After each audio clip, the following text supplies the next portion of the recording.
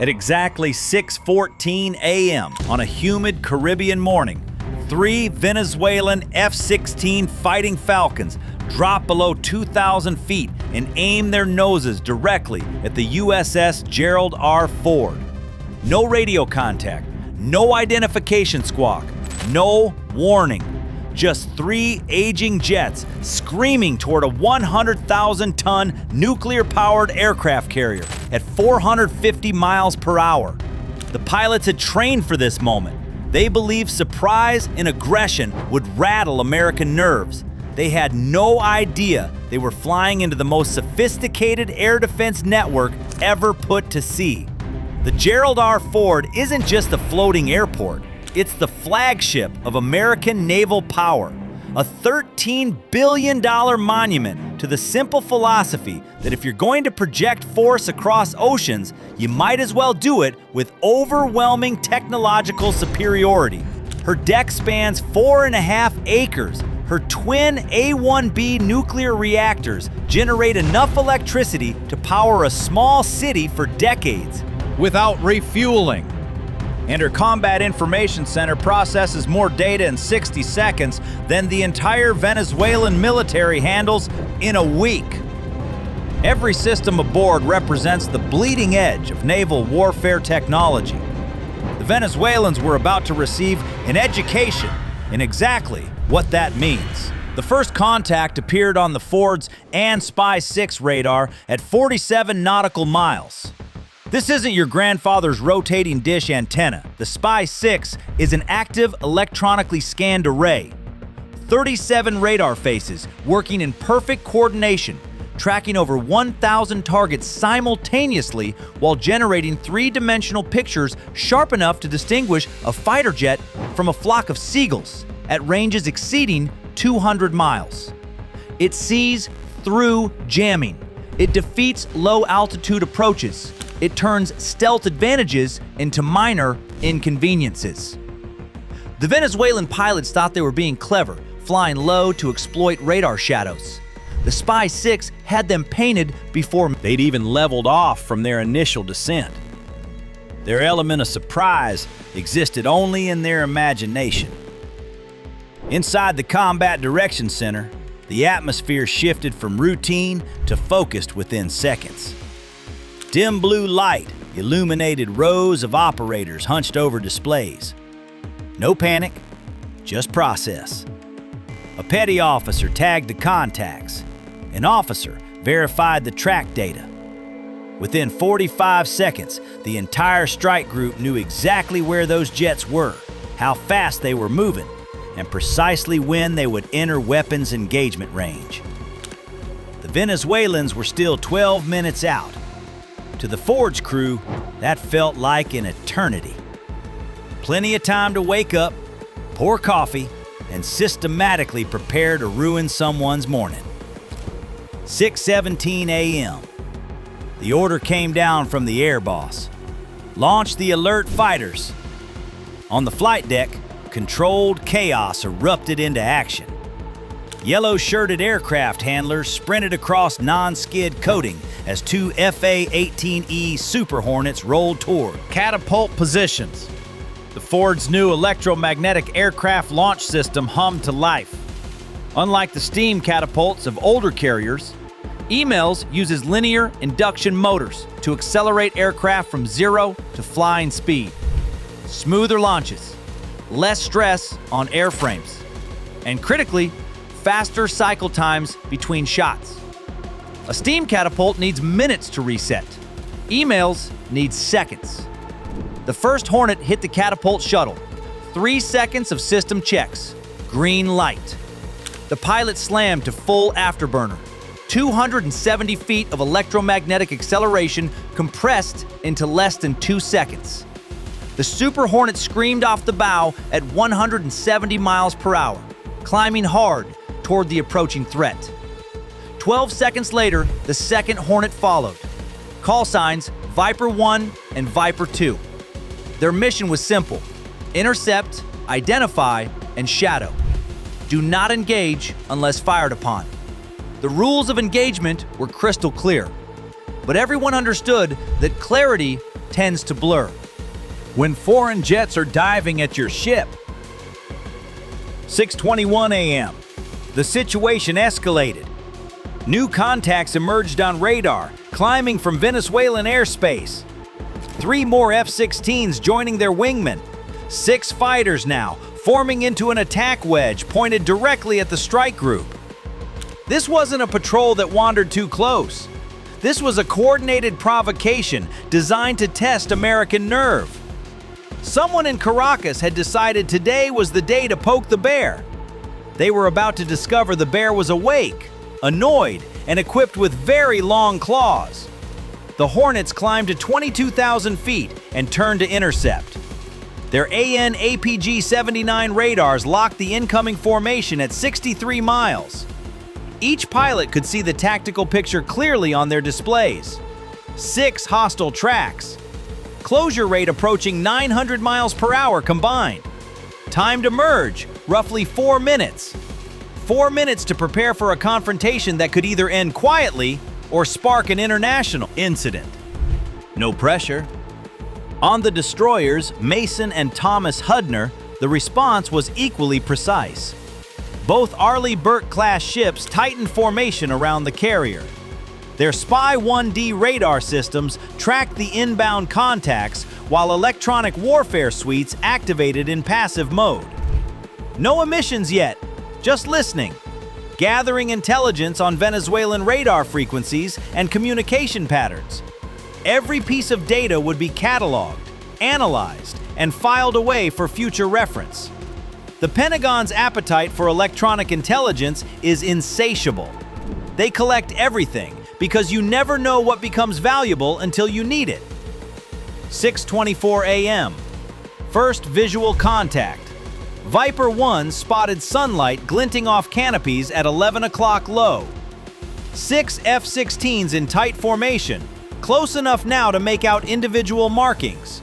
Venezuelan Air Force insignia. Centerline fuel tanks.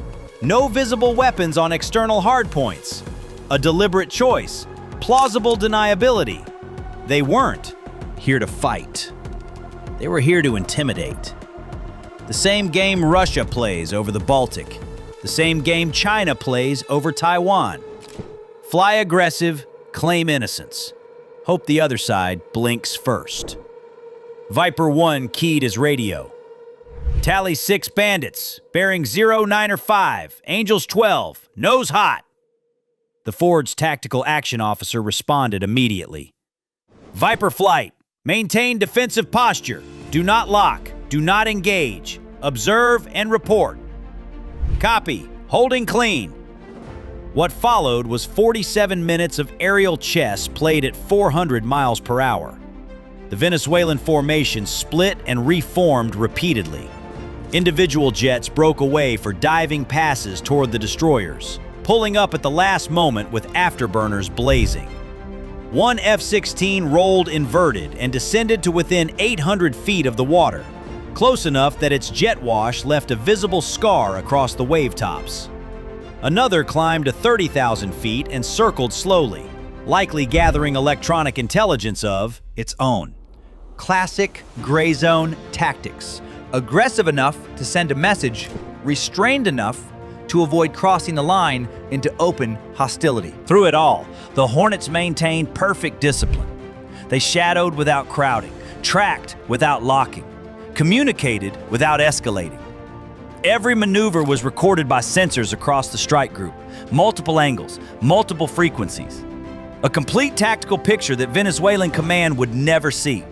The Americans weren't just defending, they were learning. Every aggressive pass taught them something about Venezuelan training doctrine, pilot skill levels, and tactical preferences. 6:39 a.m., the most dangerous moment. One F-16 broke hard toward the Ford and descended rapidly. On the carrier's flight deck, the Phalanx close-in weapon system rotated to track. This autonomous Guardian doesn't wait for human commands in final defense mode. Its radar locks the target. Its computer calculates a firing solution. Its 20mm Gatling gun stands ready to unleash 4,500 tungsten rounds per minute.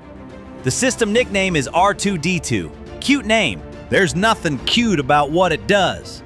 Those tungsten slugs create a wall of metal that turns incoming missiles and aircraft into confetti. The F-16 leveled off at 600 feet and roared across the Ford's bow close enough to rattle coffee cups in the wardroom. Crew members on the flight deck felt the shock wave ripple through their chests. The Phalanx tracked the entire pass but never fired. The engagement criteria weren't met. Close wasn't close enough. Aggressive wasn't the same as hostile. But every sailor who watched that jet scream overhead understood how thin the line really was. One twitch of a Venezuelan finger, one misinterpreted radar signal, one nervous American gunner. Any of those could have turned a tense morning into an international catastrophe. 15 seconds later, the jet climbed away. The moment passed. Hearts started beating again. 6:51 a.m. Without warning, the Venezuelan formation broke off. All 6 F-16s turned southwest and accelerated toward home. No radio communication, no explanation. They simply left, leaving behind nothing but jet fuel vapor and unanswered questions. Perhaps they'd accomplished their objective. Perhaps they'd run low on fuel. Perhaps someone in Caracas decided discretion was the better part of valor. The Americans would never know for certain. They could only watch the radar tracks fade and exhale slowly. The Ford never deviated from its course. Not a single degree of heading change. Not a single knot of speed adjustment. $13 billion of American naval power sailing serenely through Caribbean waters, as if 6 foreign fighters buzzing overhead was barely worth noticing. That studied indifference was itself a message. You don't scare us. You don't impress us. You don't even inconvenience us. But the intelligence haul was substantial. Every radar emission from those F-16s was captured. Every radio frequency logged. Flight patterns analyzed for training doctrine indicators. The Spy 6 had tracked them continuously, building profiles that would inform American tactical planning for years. The Venezuelans thought they were testing the Ford. In reality, they were handing over a detailed electronic fingerprint of their Air Force capabilities. Like a poker player showing their cards while trying to bluff.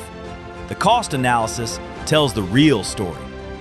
Venezuela burned approximately $47,000 in jet fuel and maintenance costs for that 47-minute provocation. They revealed electronic signatures worth millions in intelligence value. They demonstrated aggressive intent that justified increased American naval presence in the region. And they accomplished exactly nothing strategically.